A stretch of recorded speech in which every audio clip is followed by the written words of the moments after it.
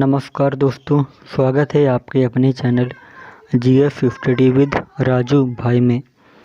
आज दोस्तों हम एक नए टॉपिक पर बात करेंगे और ये टॉपिक हमारा बहुत ही मोस्ट इम्पोर्टेंट होने वाला टॉपिक है। आज का टॉपिक दोस्तों हमारा है वैदिक सभ्यता। हम आज वैदिक सभ्यता की शुरुआत करते हैं और हम वैदिक सभ्यता को सही तरीके से पढ़ेंगे और सारे क्षेत्र को हम कवर करेंगे। जितने भी क्वेश्चन सिंधु सभ्यता से बन सकते हैं हम सारी चीज़ों को कवर करेंगे।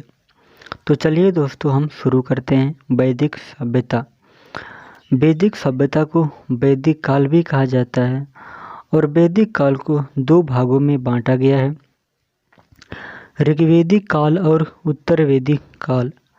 1500 ईसा पूर्व से 1000 ईसा पूर्व तक के समय को ऋग्वैदिक काल कहा जाता है और 1000 ईसा पूर्व से 600 ईसा पूर्व तक के समय को उत्तर वैदिक काल कहा जाता है।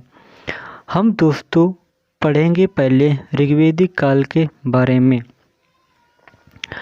अभी तक हमें दोनों सभ्यताओं के विषय में पूर्ण जानकारी प्राप्त नहीं हो सकी, यानी जो हमारी दोनों सभ्यताएं हैं ऋग्वैदिक काल और उत्तर वैदिक काल, इसके बारे में हमें अभी पूर्ण जानकारी नहीं हुई है। बहुत सारे ऐसे स्थान मिले हैं जिनके आधार पर हम अनुमान लगाते हैं, जैसे अतरंजी खेड़ा, आलमगीरपुर, मथुरा, रोपड़, श्रावस्ती, कंपिल। इन स्थलों के आधार पर हम यह अनुमान लगाते हैं कि यह सभ्यता लौहयुगीन सभ्यता थी। लौहयुगीन का मतलब है कि इस समय पर लोहे का प्रयोग बहुत अधिक मात्रा में होने लगा था। इस सभ्यता की जानकारी हमें ऋग्वेद के आधार पर ही होती है। कोई आपसे पूछता है कि ऋग्वैदिक काल की जानकारी या वैदिक सभ्यता की जानकारी किसके आधार पर होती है, तो आप बताएंगे ऋग्वैदिक काल के आधार पर होती है। इस ग्रंथ की रचना 1500 ईसा पूर्व के आसपास मानी जाती है कि इसकी जो रचना है वो 1500 के बाद भी हो सकती है, 1500 के पहले भी हो सकती हुई हो, आसपास ही कोई समय रहा होगा जिस समय इसकी रचना की गई है।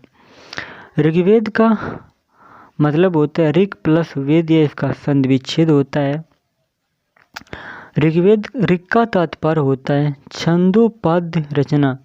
छंदोपाद्य रचना का मतलब यानी ऋग्वेद की जो रचना की गई है वो छंदों में की गई है। और वेद का काम होता है तात्पर्य यानी ज्ञान होना, यानी हमें बहुत ज्ञान होना। वेद का अर्थ होता है ज्ञान होना, यानी हमें बहुत से वेदों का ज्ञान है। हिंदू लोग वेदों को अपौरुषेय या ईश्वर धारा रचित मानते हैं। ईश्वर धारा रचित का मतलब है हिंदू लोग कहते हैं वेदों में रचनाएं दी गई हैं कि इन्होंने ईश्वर ने इनको बनाया है या रचा है। उनकी दृष्टि में ये शाश्वत है, यानी शाश्वत का मतलब है कि सही है। यह कहा जाता है कि इनकी रचना ईश्वरीय प्रेरणा के आधार पर हुई है। ईश्वरीय प्रेरणा का मतलब होता है ऋषियों के माध्यम से, यानी जब भगवान ने जो भी ईश्वर ने कहा ऋषियों से आप इनकी रचना करो, उसके आधार पर इनकी रचना की गई है। हम वेदों को श्रुति भी कहते हैं, ये भी आप याद रखें। ऋग्वेद में 10 मंडलों में विभक्त है और इसमें 1028 मंत्र हैं। सबसे पुराने मंत्र या श्लोक या सूक्त बोले जाते हैं, सूक्त हैं, उन्हें वो 2 से 9 मंडल में मिलते हैं। जो सबसे पुराने सूक्त या मंत्र हैं, प्रथम और 10वां मंडल बाद में जोड़ा गया है। 10वें मंडल में पुरुष सूक्त है। पुरुष सूक्त का मतलब है कि इसमें पुरुषों के बारे में सबसे अधिक जानकारी दी गई है। इन सूक्तों में प्राकृतिक की विभिन्न शक्तियों को देवताओं के रूप में स्वीकार किया जाता है। यानी प्राकृतिक का मतलब जैसे सूर्य है, सूर्य भी एक मान लीजिए प्राकृतिक शक्ति है जो हमें रोशनी देती है। हवाएं चलती हैं, वायु चलती है, इसको किसके रूप में स्वीकार किया गया है? ये देवताओं की शक्तियां हैं, उसके रूप में स्वीकार किया गया है पुरुष सूक्त में। अब हम इसके बाद बात करेंगे ऋग्वैदिक काल के भौगोलिक क्षेत्र के बारे में, कहाँ कहाँ तक ये विकसित था। आर्यों ने अपने भौगोलिक क्षेत्र के लिए सप्त सिंधु सभ्यता का प्रयोग किया है। यानी जो आर्य लोग थे उन्होंने जो सभ्यता विकसित थी ऋग्वैदिक काल की, उस क्षेत्र का उन्होंने नाम सप्त सिंधु प्रदेश का है। ये अपने क्षेत्र का विस्तार उत्तरी भारत तथा पाकिस्तान में पंजाब के क्षेत्रों में करते थे। ये यहाँ तक क्षेत्र विकसित था। अब इसके बाद में हम देखेंगे ये लोग कहाँ कहाँ से आए थे। भौगोलिक विवरण से हम देखते हैं कि आर्य जो थे वो भारत में कहाँ कहाँ से आए। कुछ लोग कहते हैं कि ये लोग कुंभा से भी आए, कुछ लोग कहते हैं कि ये लोग गोमल से आए, कुछ लोग कहते हैं ये सुवस्तु से आए, सिंधु से आए, वितस्ता से आए, अस्कनी से आए, परुषड़ी से आए, विपाशा से आए, फुतुद्री से आए। हमने जिनका नाम लिया ये सारी नदियाँ हैं और इन नदियों को वर्तमान समय में क्या कहते हैं, किस नदी को क्या कहते हैं, अब हम इसकी बात करेंगे। कुंभा को हम वर्तमान समय में काबुल कहते हैं, गोमल को गोमती कहते हैं, सुवस्तु को स्वत कहते हैं, सिंधु को सिंधु कहते हैं, वितस्ता को झेलम कहते हैं, अस्कनी को चिनाब कहते हैं, परुषड़ी को रावी कहते हैं, विपाशा को व्यास कहते हैं, फुतुद्री को फतलज कहते हैं। आप इन नदियों के नाम, प्राचीन नाम और वर्तमान नाम याद रखें, ये क्वेश्चन आते हैं। यमुना तथा गंगा नदियों एवं उनके तटवर्ती क्षेत्रों, मैदानी भागों के क्षेत्र पर निवास करते थे। यानी ये जो लोग थे, आर्य लोग थे, यमुना नदी पर भी वास करते थे और जो गंगा नदी के तटवर्ती क्षेत्र यानी जहाँ समुद्र के पास का इलाका था वहाँ भी ये लोग बहुत अधिक मात्रा में निवास करते थे।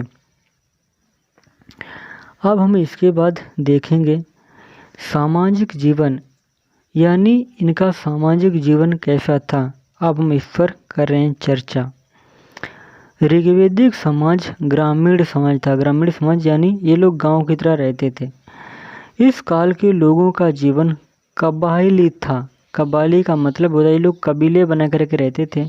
जैसे आज आपने देखा होगा बंजारे लोग रहते हैं जिस प्रकार से, उस प्रकार से ये लोग भी रहते थे।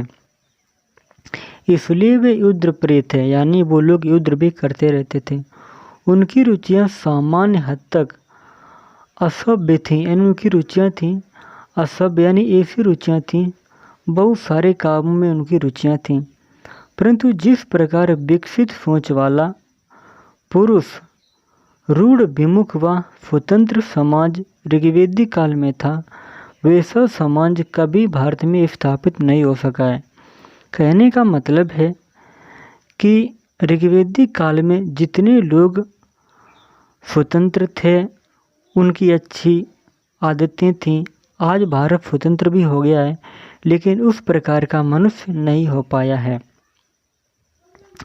उस समय न तो जाति विभेद था, किसी के साथ में जात के आधार पर भेदभाव नहीं होता था, न ही कोई वर्ग विभेद था, यानी कोई ब्राह्मण है कोई क्षत्रिय है, इस प्रकार की उस समय कोई जातियां नहीं बटी थीं।